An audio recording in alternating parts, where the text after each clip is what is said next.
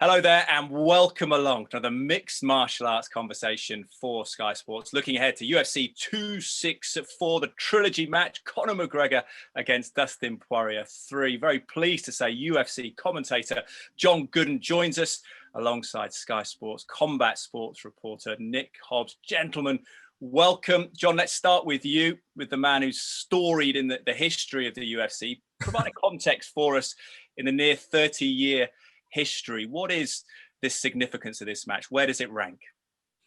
Oh, it's right up there. This could quite possibly do the biggest numbers that we've ever seen on a UFC pay-per-view. It features the biggest mixed martial arts star of all time, a crossover star into popular culture as well. And then you add that it's a trilogy. These guys are 1-1 right now. They know each other very well. It wasn't that far removed, just back in January when we last saw them, where Dustin Poirier took that victory. So it's still fresh, it's building, and there's just so many questions around it, which makes it a fascinating sort of analytical project.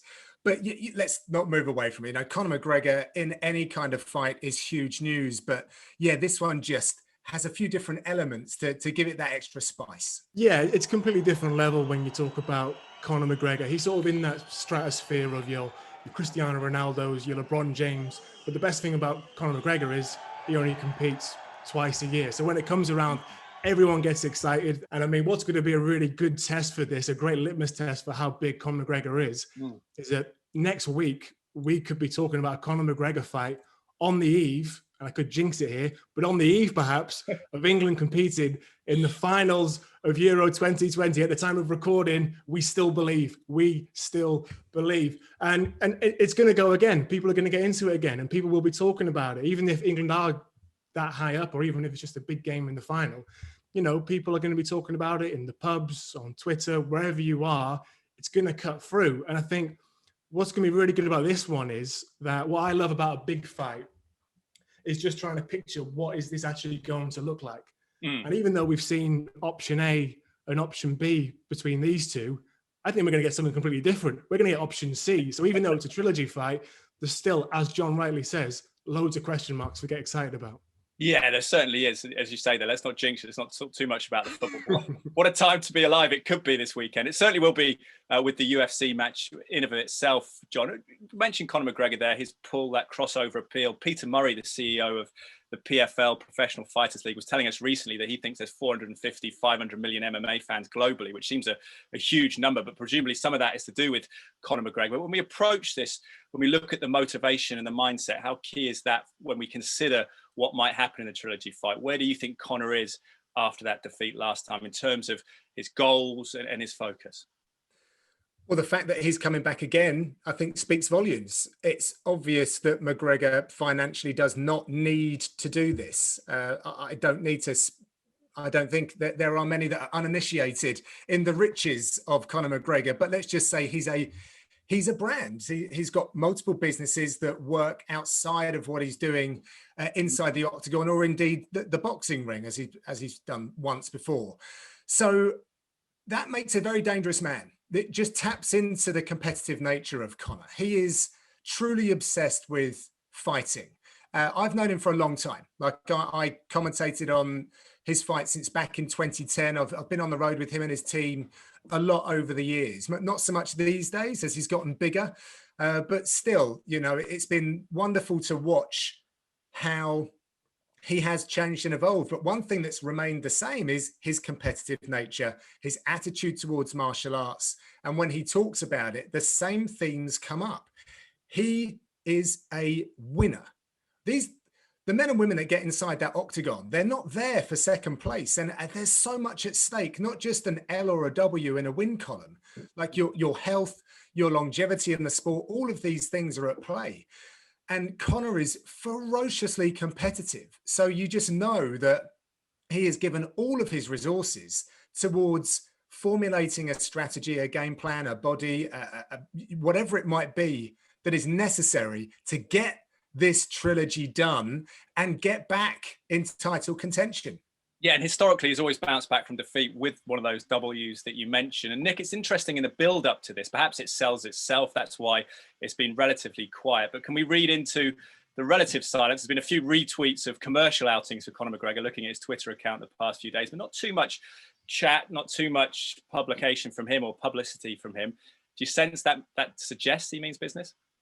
Well, he needs to. He needs to take this deadly serious, because he got so much wrong in their rematch in the second fight back in January.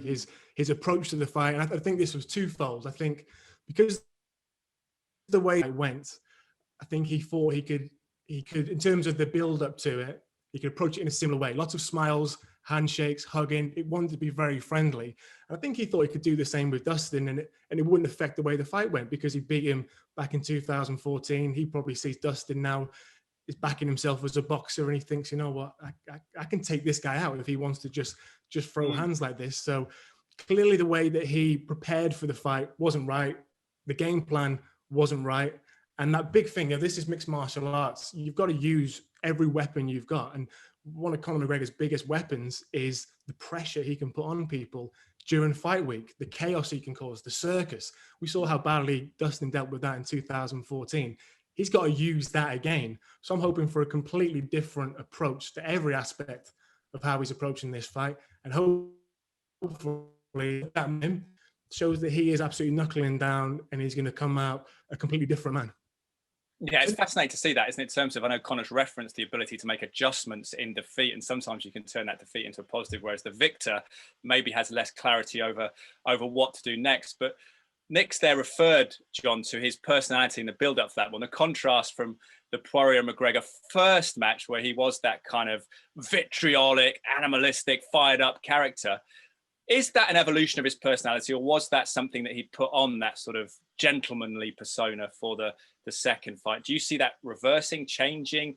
I mean, one subplot is interesting that Mark Weir, the former UFC fighter, said to us at the time he was really concerned about his family being with him, Conor McGregor. Said that would have a subduing effect. I know there's science around testosterone and how being around young children can affect that, but even more so just your mindset. I don't know what do you think, John, this time? What type of Conor are we going to get? Is it 2014, or is it a sort of a hybrid? Well, I think what's quite interesting, yeah, you talk about Conor as a bellicose character, you know, we love that. That's what we bought into. So it did seem slightly odd to me that against Cowboy Cerrone, and then the first time against Dustin Poirier, that he wasn't leveraging that, because he can create this unbelievable voodoo that people just cannot compete against, and it gives him one up. Now, here's my take on this. When you go back to Conor's rematch with Nate Diaz, he wanted everything the same. They competed at 170 when they were both 155 pound fighters, but he didn't take that rematch at 155 pounds. He said, no, we're going to do everything the same. 170 pounds. That's the way it's got to be. So there are no questions. No one can pull something out and say, well, that's the reason why. I think Conor is approaching this in a very similar way. I think that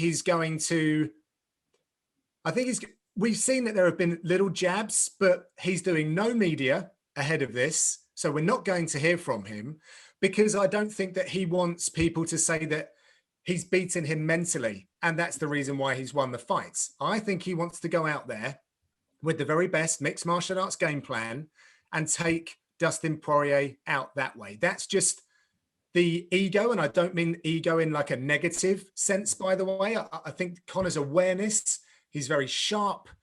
I just think that's the way he's going to play it, so that the media and everyone else, not that I think he cares too much, but no one, particularly himself, can say that there was anything different, and it all's fair and square the way that he gets his arm raised, if in fact that's what happens.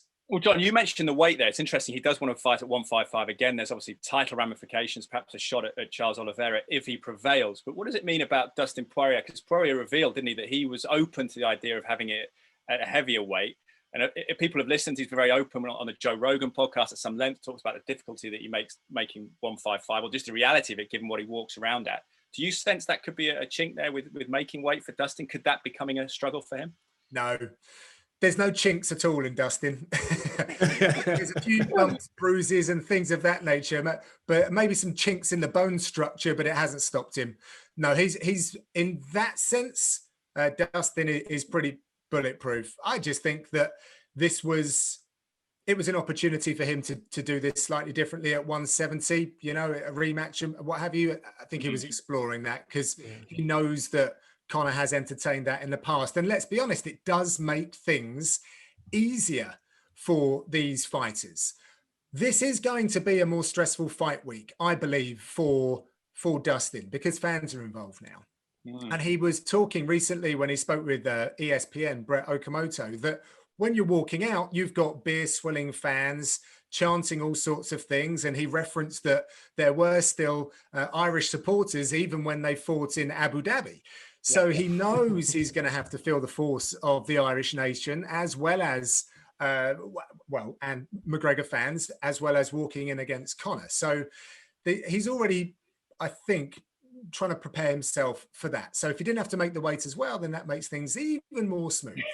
Yeah, travel restrictions won't impede the Irish because they tend to have a global presence, don't they? So there will be a significant following that. It's interesting, Nick, when we talk about the first match, you referenced it there and the adjustments that Conor has to make. And there was a dalliance with boxing, a lot of conversation about boxing, and perhaps that was exploited with the weighting of his feet being forward and the calf kick.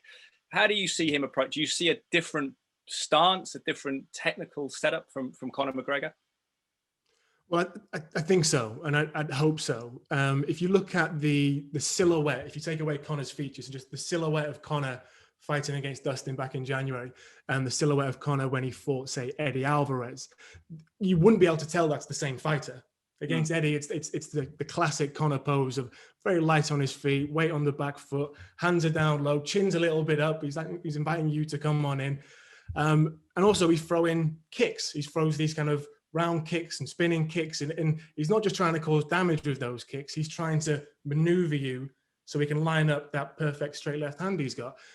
He threw one kick in the first round against Dustin Poirier. I mean, the calf kick is obviously something he's got to address. It didn't help, I don't think, that he was leaning over that front foot so much. And, a lot has been said about how it's different when you're trying to check a kick from a southpaw to an orthodox stance fighter. So, but look, we're asking Conor to whatever he's been doing leading up to that fight. That's how he came out. That he planned to do that. It wasn't an accident. This is how he set up. This is how he prepared for it. So, what I'm hoping we're going to see, if we're going to see the best of Conor McGregor, is he reverts back to type. I'm just wondering how easy that's going to be to do, because, as we said, that way he came out for that fight back in January was intentional. He thought that was how he was going to win this fight. It didn't work. I'd love to see him back in the old Conor ways. Yeah, what do you think on that, John, the technical aspect of it? Do you see an adjustment from Conor? And if so, what does Dustin do? Does he target that calf kick again, which is a technique that you've probably witnessed the emergence of and its effectiveness over the past 5 or 6 years? How do you see that subplot going? Because presumably Dustin has to anticipate in some ways an adjustment from Conor in terms of his body weight and stance. Yeah, well, I got to say, Conor won the first round against Poirier, so it wasn't like a whitewash. He came out, and I think that he got off some very good offense in multiple ranges against Dustin. And so it's not like tearing up the blueprint by any stretch. This is small margins, at the very top of the game. It's, the 1%. So Conor will never come off his front foot. He's always thrown his big left hand it's a very unorthodox, very idiosyncratic way that he does it, because he's almost not even connected for some of the knockouts that he's achieved with that left hand. His back foot's sometimes not planted. It's the way that he does it is very interesting. He guides you not onto it. It's almost away from his left hand. And because he's got so much incredible reach for his size, for the weight class, typically 145, he's just extending all the way through it. He uses a karate stance. Now, karate fighters are typically very elusive. It's range management. So Conor has to look to be more of a range fighter. He needs to be a little bit lighter and choose when to really sit on those strikes. But, yes, it was obviously concussive and we saw him get knocked out, but it was also the positioning. Dustin Poirier is an absolute master when he backs up his opponents against the fence. Oh, yeah. The way that he steps through from orthodox to southpaw, He does a switch stance right hand or a switch stance left hand. There are not many in mixed martial arts. I think of only Max Holloway when they're in the center of the octagon, the way that he's able to carry through and push people back, but actually pressing someone up against the fence. I think Anthony Johnson was someone who was terrifyingly ferocious, but obviously a bigger man. But Poirier does it so well. So I'm not necessarily surprised that that was the consequence. But I'm not also saying that Conor doesn't have to go and look at some stuff. John Kavanagh is a genius. Owen Roddy, a genius. These guys created a two-weight world champion in a very short amount of time. Yeah. So, with limited resources compared to the rest of the world at that time. So I think small adjustments will pay big dividends. But coming back the other way, you know, Dustin Poirier has a whole gambit of stuff and a wonderful arrangement of coaches, probably the strongest coaching team historically of the last few years at American Top Team. So this is really exciting. It really is a truly fascinating fight. But John, why do you think Conor sort of shaped up the way he did against Dustin in January? Because to me, it looked a lot different. It was kind of a boxing stance. It looked more like he was fighting for a Southern Area title at York Hall rather than the Conor McGregor way he used to. So it was intentional. He knew what he was doing. That was the plan. Why do you think so? Yeah, he'd spent time with Crumlin Boxing Club for sure. It was I think he was in his corner. Manny Pacquiao talk around the time, wasn't there? Yeah, I think that Conor was very open to boxing fights. You know, he's always been testing that water.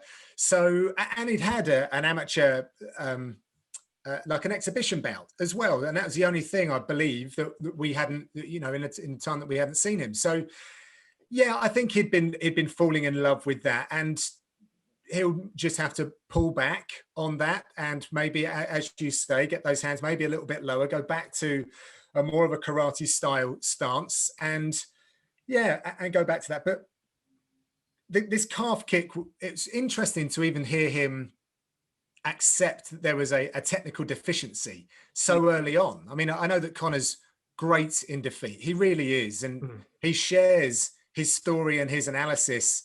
And isn't it fascinating how he can remember such detail so quickly to a fight when most people are involved in the chaos of so much that's going on. I don't know about you guys, but we're all sports guys. We're at events. Like, as a commentator, I get to the end of a night and I'm sometimes struggling to remember how someone won. Conor faces all of the bright lights and he can tell you, second by second, what went on in his post-mortem 5 minutes removed from getting out the medical tent. It's fascinating. So, but that's the mindset of this guy. So never underestimate that. Even though he lost that last one, even though there's been some lack of activity, he is very well equipped. He's got everything around him and that kind of fortitude and the openness to make the changes. And that's why I'm all in on this. You know, I think this is just fascinating. Let's talk about Dustin Poirier then, because Nick, there were people coming across this Sky Sports YouTube video thinking, I know Conor McGregor, but incredibly for some of us, they won't know necessarily much about Dustin Poirier. But put it in context, is he the best candidate in the division right now? We know Charles Oliveira is the champion, but when you look at his CV and what he did against Khabib in defeat, has Poirier got a case for being number one almost?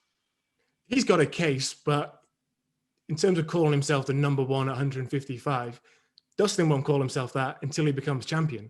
That's what Dustin Poirier's entire career is about, is to get a hold. You know, he's had the interim belt, but he wants the full thing. I mean, he's been on a great run. We've seen him beat some great fighters, Alvarez, Holloway. He's beaten the biggest star in the sport in Conor McGregor. If he can do that again in similar fashion, I mean, he'll definitely be next for a title shot. But in terms of calling him the number one, I mean, well, love Dustin, love his story. You know, he's quite similar to Charles Oliveira in a way, in that as fans, we've seen him grow. We've seen them come from defeats. We've seen them add things to the game. He's a complete fighter, Dustin Poirier. He's a fun fighter to watch. I'm not going to call him number one until he wins the title, because Dustin's not going to call himself number one until he wins the title. Does it lead straight to the title, John? Is that where you see it going? And how do you see either man faring against Oliveira? Yeah, apparently, I should say, he was offered the title fight against Charles Oliveira. So this was the option that he and the UFC went down. So yeah, I think he believes that he's the next guy in line, and looking forward to taking out Oliveira, which is I haven't really been across what Oliveira's been saying recently. I assume he's been parading that belt around at some length in Brazil as much as he can, of course, and he's entitled to, by the way. It's been a long journey for Oliveira. And yeah, as Nik said, it's wonderful to see guys like Oliveira and Dustin prevail. If you're a supporter of these individuals, then yeah, you can be very proud for the inspirational efforts. Everything is earned, nothing is given. It's just blue collar, it embodies all of that. We'll get your predictions momentarily. Let's talk about the co-main event, Gilbert Burns against Stephen Wonderboy Thompson. Nik, give us the scene set for this, because Stephen Wonderboy Thompson is certainly one to watch for the entertainment value, isn't he? But it's got significance at the welterweight limit.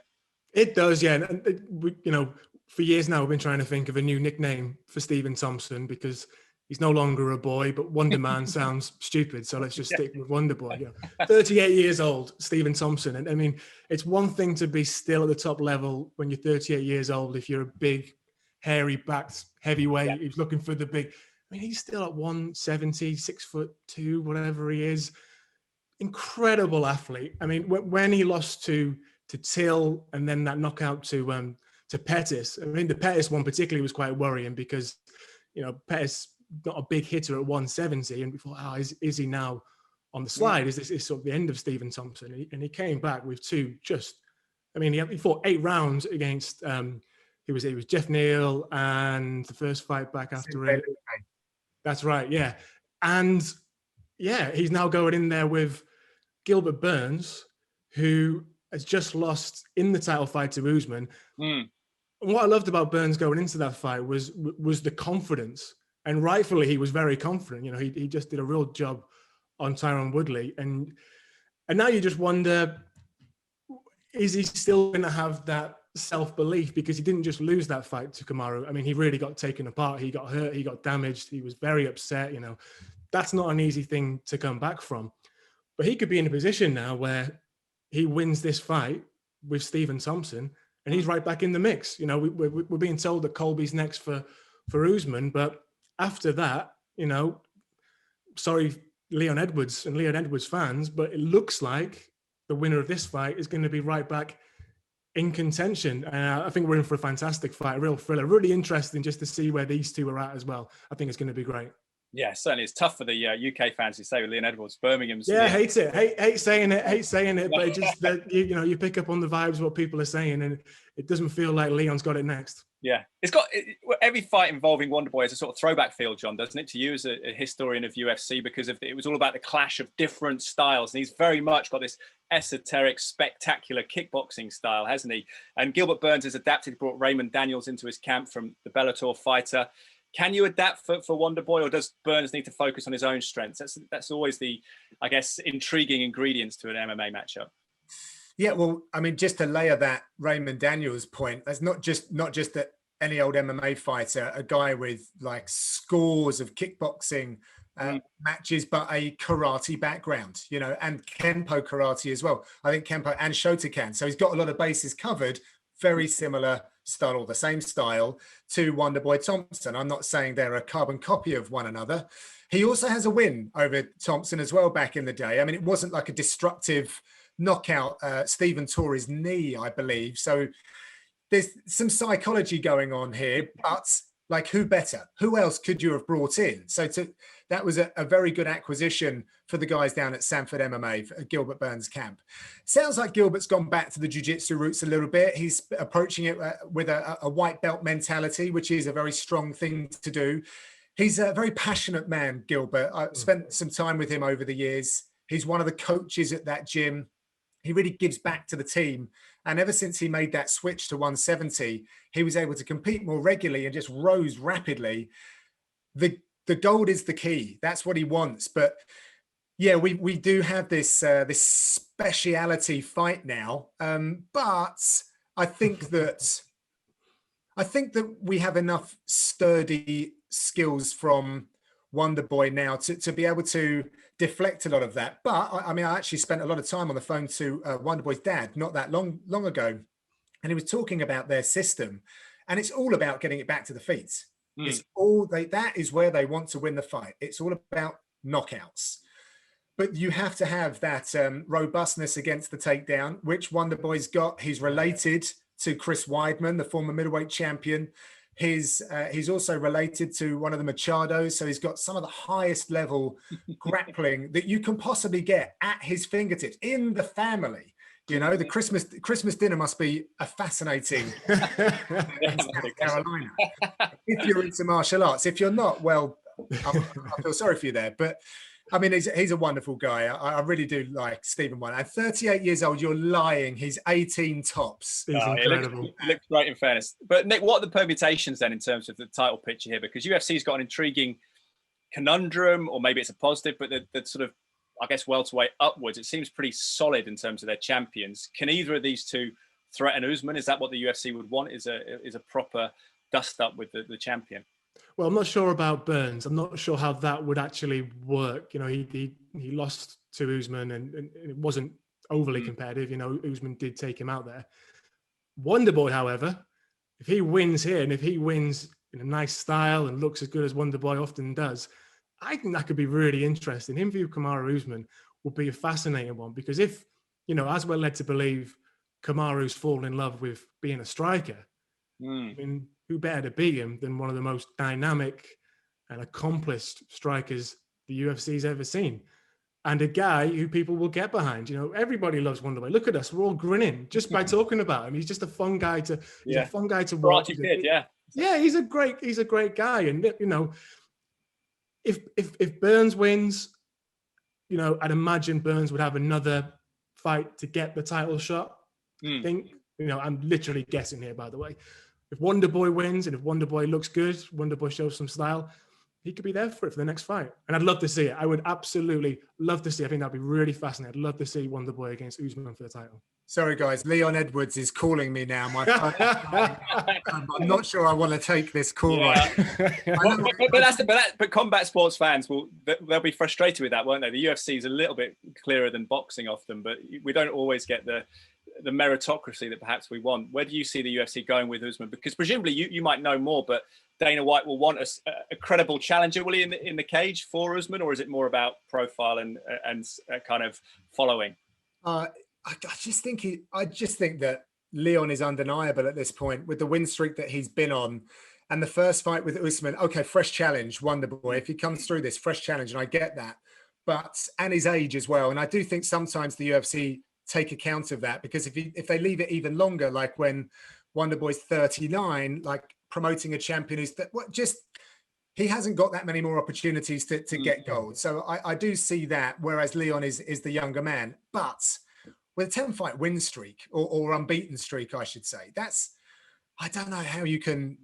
How you can. And that's a rematch as well, isn't it? Potentially Leon Edwards against Usman from a historical. Yeah, exactly that. And so you can build on that. You can build on that. Now, I think in the short term, maybe Leon fights Masvidal, maybe on the same card that Usman and Colby go toe-to-toe. It seems that like Dana's adamant that that's what's happening next. It's interesting though, right? I mean, the welterweight division it's one of the toughest out there. And now we've got lots of scrambling to align themselves for title contention. And Kamaru Usman's playing everyone pretty nicely at the moment. Apparently it's Nate Diaz that he wants to see out there next. So I don't think the UFC will go down that route, but we shall find out.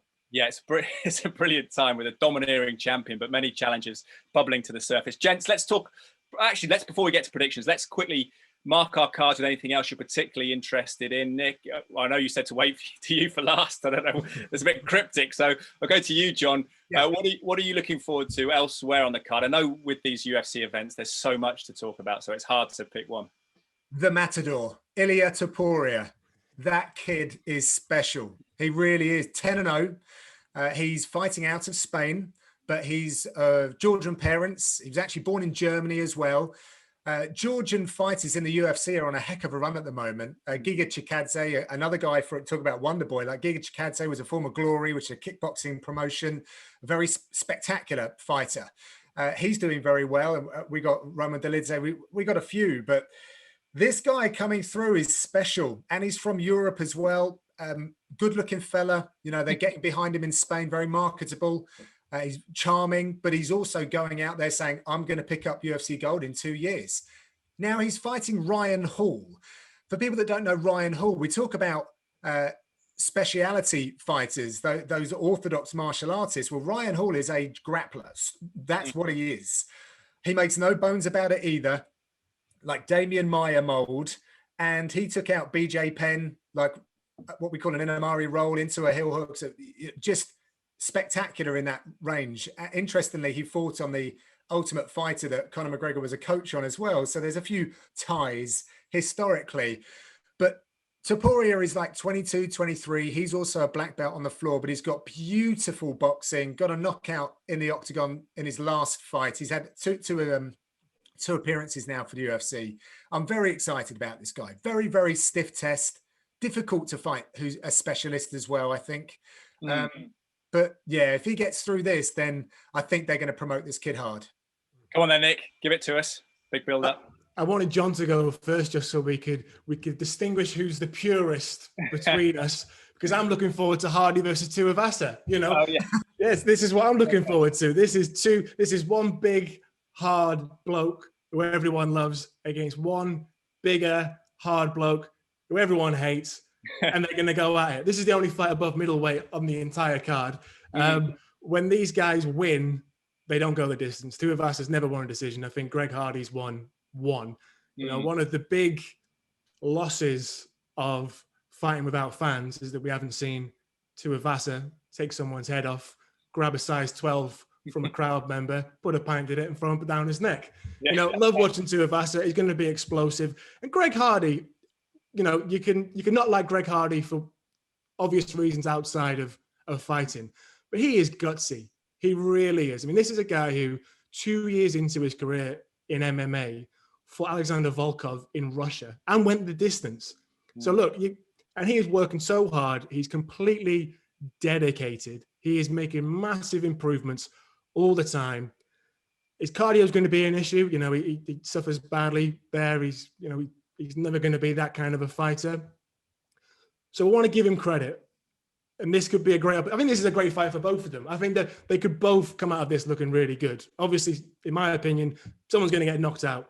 So someone's going to look really good. But it could be Hardy. It could be Tuivasa. It's a fun fight. What's going to be nice is you've got all these smaller weights fighting, and then suddenly you're going to hear this like... yeah, big boys. When these big boys get in the octagon, big fight just before the Burns Wonder Boy fight. It'll get the crowd going. That's what I'm looking forward to, boys. Yeah, and that's what everyone loves is the variety on offer in the UFC and MMA more generally as well, with people with different backgrounds coming into it. John, give us your predictions then. I suppose, give us Burns, Thompson, but also the main event. How do you see McGregor, Poirier 3? I'm afraid I'm going to have to be that guy. As a commentator who stands in the hallway with these guys, I'm going to say, may the best man win. But it's going to be really quite beautiful violence. I think both of those fights, some great storylines, wonderful characters, even better mixed martial artists. So I'm going to hand over the predictions to Nick, and I'm just going to sit here and say, have a great fight, everyone. Go on then, Nick. What do you think? Main event, the bookmakers can't split them very easily. Main event, look, it is a really hard fight to call. It does look like a 50-50, not sitting on the fence here. I will go for it. But it is looking like a 50-50. It's one of these ones where I'd feel more confident making a prediction the closer we get to fight night, because I want to see what Dustin's like in fight week. Is Conor trying to get in his head? I think that's going to be hard. I think if Conor does try and get in his head, because Dustin can just keep in his mind, keep right at the forefront of his mind, I knocked you out in January. I knocked you out in January. We've mentioned the interview we gave to ESPN, where he says, he's asked, what if Conor gets crazy? What if it's crazy Conor again? And he says, look, I put him on airplane mode last time in front of the whole world. So I'd be interested to see if Conor does try some stuff, if Dustin can sort of keep that mantra there for him and keep settled, because, in 2014, that was a different Dustin. He was insecure. You could see he was insecure because anything Conor did, he felt he had to match it. He had to do something back to him. You know, even just before the fight, Conor gives him Dustin slaps his hand away. You know, he was in his head. He completely did him. So I'll be interested to see if that does happen. If that doesn't happen, I think I'm going to back Poirier. And I think, you know, he's going to want to get out of the first round again. John's right. Conor McGregor won the first round in January. But Dustin Poirier wouldn't have been that upset with how it went. There was a lot of time on the floor, a lot of time in the clinch. What Dustin wants, he wants that. He wants it to be messy. He wants to be pulling Conor's neck. He wants to be fighting for head position against the cage. He wants him on the floor if he can. That's the safest place to have Conor McGregor. The longer it goes on, the more Dustin can turn it into a war. And if he gets his opportunity, again, like John said, if you can get him up against the cage, Conor, and he gets Conor tired, I think Dustin can take him out. So I'm going to go round 3, Dustin Poirier, stoppage. We went through the whole fight. We got there in the end. I love it. There's enough caveats in there for me to get it wrong. John, if you agree, just nod once. If you disagree, shake your head. I love airplane mode. For my wife and daughters. Lucky they're out at the moment. They can't listen to me talking about that. But great to have you here, gents. Nik, thank you. John, quickly before you go, leave us with an assessment of where mixed martial arts is globally. I know you used to work for Cage Warriors in the UK as well. We've spoken on this channel to people from PFL, from Bellator over the past year, of course, the UFC. Where do you see the sport that you love? Well, you say globally. I mean, it's on a massive trajectory. We've had champions now in the UFC from as far and wide as China and New Zealand. They've been selling out arenas. I've been to all of those places. I've spoken to the fans. I've felt the energy. It's never been bigger than it is right now. And it's about to grow even more on the back of this huge blockbuster pay-per-view. John Gooden, pleasure having you here. Nik Hobbs, thank you very much. Thank you for watching, dear viewer, and head to skysports.com for more MMA content. Bye for now.